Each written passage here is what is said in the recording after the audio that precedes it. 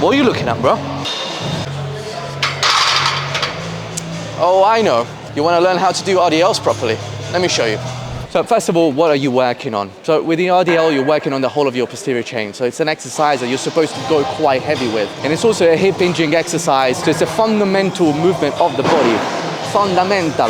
So the first thing that you want to do is making sure that you have a good anterior and posterior pelvic tilt as you're performing the exercise. So you're mobilizing the hips properly. So there's a very simple mobility exercise that you can do to practice that. And it's actually very simple and also very embarrassing. Turn sideways to the mirror, look at yourself, appreciate yourself for a second. I'm just gonna turn this way so you guys can see. So you grab your hips and you wanna stick the bum out as much as you possibly can. Really tighten up your lower back, really stick it out like a proper basic bitch. And then squeeze the glutes and tilt it the other way. You should be feeling your glutes squeezing at this point and maybe a little bit of tension at the bottom of your abs as well. From here, tilt it out again and in. Try not to move anything else in your body, just the hips, and really exaggerate it. Once you got the movement right, it's going to be a lot easier to incorporate that into your RDL.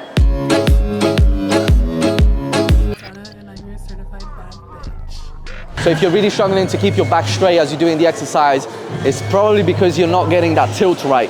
So practice the movement and this will make everything a lot easier. Now, should you use straps or not? In my opinion, yes, absolutely. For me, for all my clients, they're mandatory. Simply because what your grip can do is such a small percentage of what the whole of your posterior chain can lift. So you're really limiting yourself if you're not using weightlifting straps. Unless you're a power lifter or a strong man, you don't need to avoid them. Another easy mistake is not thinking about the barbell path during the lift. The barbell should be going up and down on a straight line. So in order for that to happen, we need to really drag the hips back and up and making sure that the barbell is close to the legs during both the eccentric and the concentric phase. If the barbell is really far from your legs, that's where it's going to be really hard to keep your back in a neutral position. Now let's talk about the range of motion. How deep should you go? As deep as you can. That's what she said. No, it just really depends on your mobility, to be honest. If you're new to this exercise or you have a very sedentary lifestyle, you might want to reduce the range of motion to allow you to keep the back neutral and to actually utilize the glutes and the hamstrings properly during the lift. So the best thing that you can do for yourself is to film your set with different depths, then watch your back and try to find that sweet spot where you're going as low as you can, but you're not breaking form and the tilt of the hips is not breaking.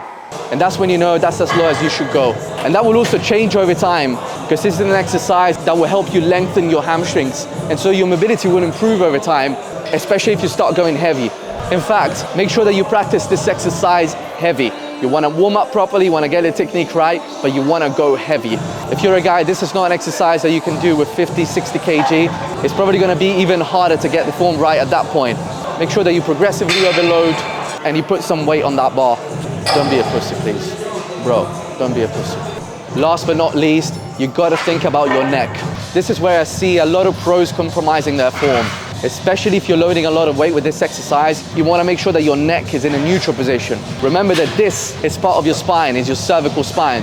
So just like the rest of your back, it needs to be straight and in a neutral position. How does that translate into the exercise?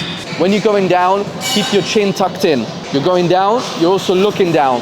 When you're going up, that's where you're getting to the top and you're looking forward. You don't need to see yourself in the mirror. In fact, I would definitely suggest on doing this exercise somewhere where there's no mirrors around. So you're not tempted to look sideways or to look forward and you just concentrate on how the movement feels and how well you're connecting with it. You're still looking? Well, since you're there, make sure to like and subscribe and I'll see you in the next video.